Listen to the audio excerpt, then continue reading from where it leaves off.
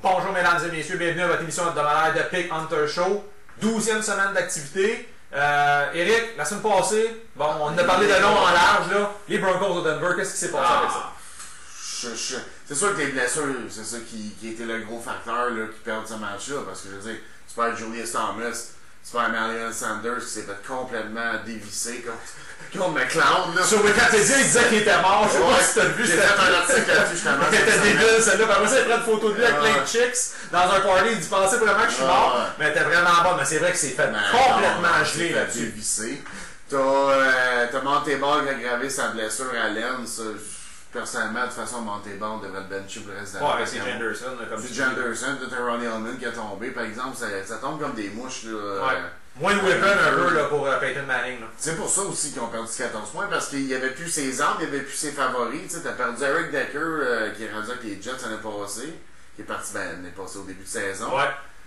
T'as toutes les blessures. Après ça, t'étais rendu avec Wes Welker cette année. Il était très décevant, Welker. C'est pas lui qui a beaucoup de cash et beaucoup de réceptions. C'est plus le slot receiver qu'on a connu. Là, mais moi, j'en reviens par exemple, les Rams de Saint-Louis, ils ont gagné contre les 49ers, les Seahawks de Seattle, les Broncos de Denver. Quand ils affrontent des grosses équipes, on dirait qu'ils sont. Ils sortent leur game comme qu'ils appellent. Ils sortent leur gros match contre des grosses équipes.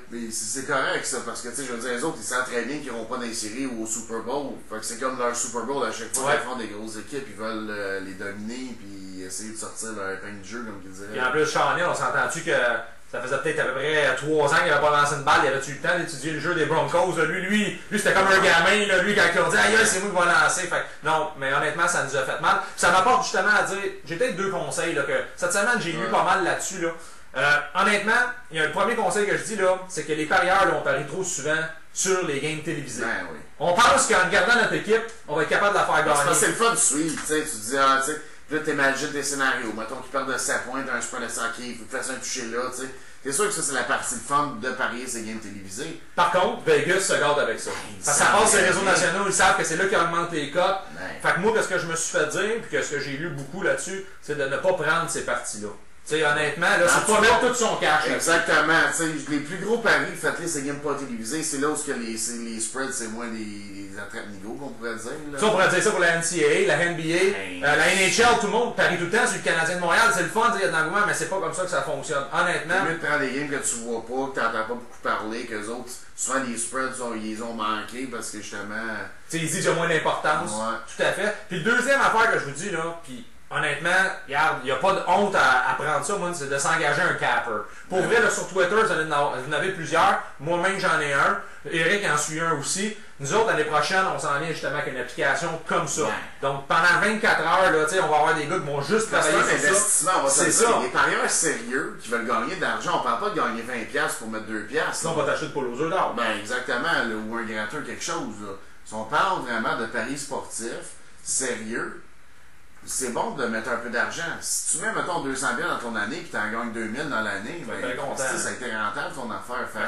De ce côté-là, c'est pour ça qu'on essaye un peu de montrer là, que cette partie-là, parce que c'est ce qui fait que tu vas faire de l'argent en bout de ligne. C'est que si t'as des bons pics comme ça. Les gars, c'est pas des génies, mais on s'entend, il y en a là-dedans qui sont des fois, ils ont des contacts dans les équipes. Tu sais, on s'entend, ils connaissent pas juste un running back dans l'équipe, ils connaissent la O-line, la D-line au complet. C'est des gars qui en mangent. Un peu comme nous autres, sauf que nous, on a quand même notre vie avec ça, mais tu sais, comme je te dis. Moi, je pense qu'ils se concentrent que sur ça. C'est ça. C'est ça leur job, c'est vraiment faire les statistiques. C'est vraiment un conseil là, que je peux vous donner là, pour faire vraiment là, de l'argent. En tout cas, commencer avec ça, parce que justement, avec des upsets comme il y a eu la semaine passée, moi je vous le dis tout de suite, là, la plupart, moi, mon gros upset, San Diego puis Denver, là, mon capper me disait de ne pas prendre ces équipes-là, il disait d'y aller avec les points. Mais bon, regarde, qu'est-ce que vous voulez vous dire? Des fois, on essaie de se dire on est peut-être meilleur que les autres, mais c'est ça, je dis, il n'y a pas de honte à faire ça. Mais cette semaine, on arrive en force. Eric, je pense que ton bronze pick déjà, là, ça va mettre. Ben moi, je vais y aller là, avec un beau bronze pick. Là. Les Colts d'Indianapolis, ils prennent les Jacksonville Jaguars. 14 points, je peux me dire, c'est élevé. Le dernier match qu'ils se sont pognés, 44-17, ça a fini. Puis, ils étaient genre dans une slump, un peu comme ils sont là. Ils avaient commencé la saison 0-2. Ils avaient besoin d'une victoire. Ils sont allés les dégeler. C'est un peu le même principe. Là, ça fait 2 sur 3 qui perdent. On passe d'une game contre les Steelers, ils se sont fait ramasser. La game la semaine passée qu'on a tous vu contre les Pats, que nous autres on avait pris les Pats pour les points, mais on pensait pas que ça allait être une dégelée comme ça. Mais regarde, on peut pas prévoir ces matchs-là. Là, on pense que ça va être serré, puis après ça c'est un blowout. C'est un blowout, je veux dire, c'est dur à prévoir. Puis les Colts, on va se dire, sont quand même 3e dans la ligue pour l'offense. Oh, il y a des contre l'épée défensive. T.Y. Hilton n'a pas pu montrer son talent contre les Pats. Reggie Wayne, il faut dire qu'il a capté un peu plus de passes. Leur problème, c'est vraiment Trent Richardson et Matt Bradshaw qui viennent de tomber au combat. Ben, le problème, c'est que ils font pas beaucoup de points, les Jaguars. Les Colts, justement. Ah, les Jaguars. Les Jaguars, ils font 15,8 points en moyenne par game. Puis les Colts ont une moyenne d'au-dessus de 30 points par game. Fait que fais le calcul comme tu veux, ils couvrent le spread avec ce que je viens de te dire. Ouais, là. tout à fait. Fait que, si on suit juste mathématiquement, le spread va rentrer. C'est sûr que on va le répéter encore, ça se joue sur le terrain, ça se joue pas sur papier une game. Fait qu'on a beau sortir toutes les stats jusqu'à temps qu'on soit bleu dans la face, c'est pas là-dessus que ça se passe, c'est sur le terrain. Nous, c'est les choix qu'on vous a analysés pour cette semaine. Moi, je pense que ça peut être bien. Oh, ouais. En plus, un rivalry, là, garde. Les Colts ont le numéro des Jags. Les Colts sont quand même 7-3 against the spread, là. Faut dire ça, là. Puis s'ils pognaient Jacksonville à tous les games, là, ils seraient 16-0 against the spread. Je vous dis. Colts 14 points, allez-y avec ça, c'est... Très bon choix, ça, honnêtement. Là. Moi, je vais y aller très rapidement cette semaine avec mes choix. Le Brown Pick du Money Hunter cette semaine, c'est les Texans de Houston, favoris par 1.5, contre les Bengals de Cincinnati. Honnêtement, Andy Dalton, on l'a vu contre les Browns de Cleveland le dernier jeudi, a connu peut-être une de ses pires performances en tant que QB. Même il y en a certains qui disaient à Cincinnati que sa job était on the line. Là, ils s'en vont affronter justement une défensive qui ont soutenu les Browns de Cleveland là, à pas gros de points la semaine passée, avec le grand retour du gars que j'attendais de voir parce que je l'ai suivi dans les rangs universitaires. Ouais, dans les rangs universitaires, quelle machine. En plus de ça, ils s'en vont affronter un gars comme J.J. Watt. Je vous dis tout de suite, J.J. Watt, il y a plus de touchdowns que certains joueurs offensifs vraiment populaires dans la ligue. Carrément. Tu sais, des gars comme Larry Fitzgerald, des choses comme ça. Fait que, regarde. Ryan spécial d'avoir Ryan Mallett faire sa première passe de toucher dans la NFL à son gars de ligue. Moi, je vais le répéter, moi, vraiment, là, je trouve que c'est le joueur le plus complet, J.J. Watt. C'est un gars hyper sympathique, là, regarde, puis il cogne dur, il connaît sa game, là, tu sais, fait que... Mais c'est un gars terre à terre, là. Ouais. Tu sais, pour te donner une idée, là, j'ai une petite anecdote courte que je vais vous dire sur J.J. Watt, c'est qu'il a signé son gros contrat de 100 millions 6 ans, là. Il est allé googler what do rich people buy, tu sais, tellement qu'il sait pas quoi acheter avec son argent. Il est pas habitué, c'est un petit gars arm, puis... C'est un gars de la campagne, puis non, ça, pour vrai, là, ça, c'est une machine. Quand tu googles qu'est-ce qu'il faut se faire avec ton argent, là, ça va pas... Tu sais, on voit souvent être impliqué, là, lui, là, partout, là, dans tout, avec les enfants malades, les pompiers, peu importe de sa mutualité, c'est vraiment un bon Jack. En plus de ça, Ryan Mallett, comme je te dis, c'est pas un très très bon QB, sauf que, tu sais, il n'y aura pas de difficulté à trouver des gars comme Andrew Johnson, puis DeAndre Hopkins. Parce que pour de vrai, là, les Bengals de Cincinnati, ils ont 13 sacs cette année. Là. Fait que, tu sais, c'est vraiment pas... la défense. C'est pas la défensive qu'on est défensive à voir. Puis en plus de ça, au sol, ils sont rankés 24e dans la ligue. Fait que si Aaron Foster, il est supposé de jouer, la semaine passée, il n'a pas joué. S'il joue, moi, je pense que ça va être un walk in the park pour les Texans. Fait que je pense qu'ils ont vraiment le momentum. Allez-y avec celui-ci. Texans de Houston favori par 1.5, c'est mon choix cette semaine. Un bon choix, ça. On vous revient avec les Silver Pigs en 2 petites secondes. Donc, nos excellents Silver Picks cette semaine, Eric. On va commencer par le tien. Je vais en surprendre plusieurs avec ce choix-là cette semaine. Je vais y aller avec Arizona plus 7 contre Seattle. La raison est bien simple. Premièrement, c'est une rivalry. Je trouve que 7 points, c'est beaucoup pour une rivalry, surtout deux équipes défensives comme ça. Les Cards, là, on va se dire, c'est une des meilleures défensives globales de toute la ligue. Ils sont 3e pour la course au sol. Ils sont 9-1 l'affiche. Ah, c'est excellent. Là. Tu sais, je veux dire, déjà, juste avec ces arguments-là, on pourrait closer, mais je vais même renchérir plus que ça. Parce que là, les Seahawks, là, présentement, ils ont quelques blessures. Dont une qui fait très mal, qui est arrivée la semaine passée, Max Unger. Un gars d'O-line qui fait des trous comme ça pour Marshawn Lynch qui n'est pas là, ça va faire mal. Surtout une équipe qui est 3e contre la course. C'est leur pain et leur beurre, là, Marshawn Lynch. T'as plus les mêmes receveurs que l'année passée. Harvin n'est plus là, Golden Tate n'est plus là. Fait que tu sais, ton numéro 1 sera du Doug Baldwin. Là. Je pense pas qu'il va faire 3-4 touchés contre la défense des Lex, ben ouais, les gars comme Peter Patterson, tout ça, là, c'est excellent, là, ça, honnêtement, là, la défensive. Je vois pas comment qu'un spread de 7 va arriver. C'est sûr que les Seahawks risquent de gagner. Là. Je vous dis pas que les Seahawks ne gagneront pas. Au contraire, je veux qu'ils gagnent. Là. Mais 7, c'est beaucoup. Ça prouve qu'à un moment donné, il faut s'ajuster. Il faut, là. Il faut les prendre, les négliger. À un moment donné, c'est pas tout le temps les favoris qui rentrent. Sinon, on serait multimillionnaire. C'est ça aussi qu'il faut dire, tu sais, qu'est-ce qu'on parlait tantôt, justement, c'est un peu ça aussi, là. Les vrais parieurs, là, ça prend pas toujours pour son équipe, là. Tu sais, je veux pas que nécessairement les Seahawks perdent, mais je vais prendre des points là-dessus. 7 points, je trouve que c'est énorme. Même s'ils sont à la maison, au Century Link Field, c'est pas grave. Ils sont forts à la maison, ils vont gagner sûrement, mais pas par 7 points. Fait que partez pas en peur avec les Seahawks, je vous le dis. 7 pour Arizona, c'est parfait cette semaine. On peut perdre de 7 points, puis on gagne encore. Excellent. Honnêtement, c'est un très bon choix. Puis à un moment donné, il faut faire un parti pris. Puis, gars, il faut décortiquer ça. Il faut donner notre meilleure chose en ça. Moi, honnêtement, je te le dis là-dessus, Eric, là, je pense qu'il va y avoir plus de points créés par la défensive que par l'offensive. Il y a des bonnes chances, honnêtement. Les deux défenses qu'on va voir. Ah ouais, les Legion of Boom, comme je te dis de l'autre côté tantôt, la ligne tertiaire des Cards, là, ça va être excellent de voir ça, là, la confrontation. Donc, moi, cette semaine, mon Silver Pick, je vais aller avec une équipe que j'apprécie vraiment, là, qui joue de l'excellent football. Les Browns de Cleveland, négligés par 3 points. Ils s'en vont jouer à Atlanta contre les médiocres Falcons. Je m'excuse, mais moi, ça m'impressionne pas là, cette année, les Steven Jackson, les Matt Ryan, les Julio Jones. Non, puis, ils n'ont rien fait. à la maison, oui, ils sont bons, mais moi, je pense que les Browns de Cleveland jouent de l'excellent football. Puis, ils ont vraiment le momentum avec eux autres. Là. Regarde, moi, c'est sûr que si tu me donnerais le choix des deux équipes, qui c'est qui va gagner, présentement, c'est sûr que les Browns, je vais haut la main. Là. Puis, une des uniques.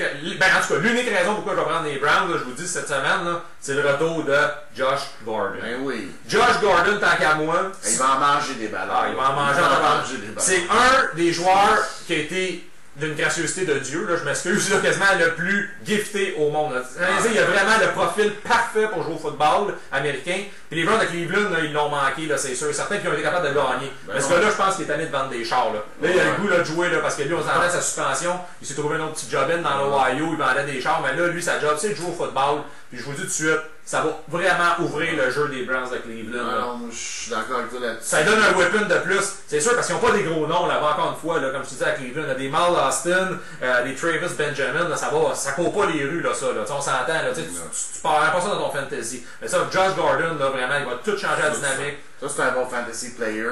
Ouais. Brian Hoyer, puis lui, d'après moi, va une belle complicité parce qu'Hoyer a un bon bras. Il vient de la bonne vieille école de Bill Belichick. Tout à fait. Ça, c'est un très bon point que tu apportes. En plus de ça, qu'est-ce qui arrive? La différence entre les Browns et les Falcons, c'est que les Browns se battent encore de place pour les séries éliminatoires. C'est une division qui est excellente. Là, pas grabs encore, qu'on pourrait dire l'expression américaine, là, mais tout est encore permis là, dans cette division-là. Là. Tout le monde peut espérer la gagner. Tandis que les Falcons, ben, c'est sûr que oui, encore une fois, tu le dis, tout le monde peut la gagner, mais si tu la gagnes avec 5 victoires, c'est pas très intéressant. C'est ça qu'il disait dans cette division-là cette année. Ça pourrait, c'est un scénario qu'on espère pas, mais le gagnant de la division-là pourrait rentrer les playoffs avec 5 victoires. C'est dégueulasse de voir ça. Ça serait le pire ever. Là.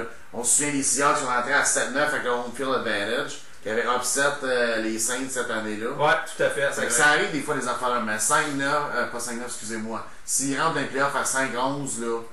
Posez-vous des questions, là. Il y a une division qui a de la misère un peu. Là. Vraiment. Mais en tout cas, moi, mon choix cette semaine, les Browns de Cleveland, donnez-moi les points. Plus 3, c'est mon silver pick. Here we go avec ça. Très bon choix si on revient avec les gold picks, les money picks dans 2 petites secondes. Donc, no money pick, no gold pick cette semaine. Eric, on va commencer par le tien.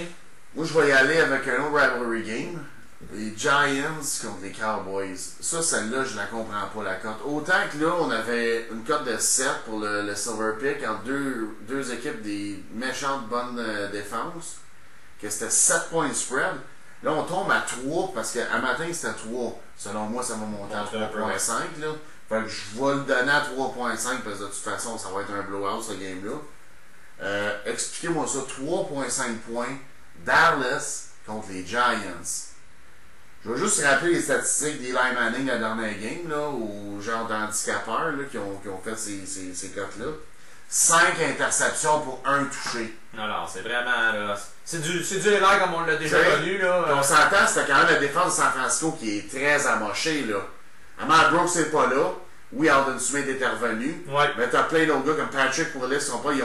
La liste des blessés en défensive, là, elle s'allonge de game en game pour les Niners. Puis ils ont fait 5 interceptions. Imaginez-vous. Qu'est-ce qu'ils vont faire Dallas contre eux autres? Ça va être la varlope du siècle, je sais pas, mais 3.5 points à sauter là-dessus avant que quelqu'un se réveille et qu'il monte ça à 10, je sais pas, là, mais...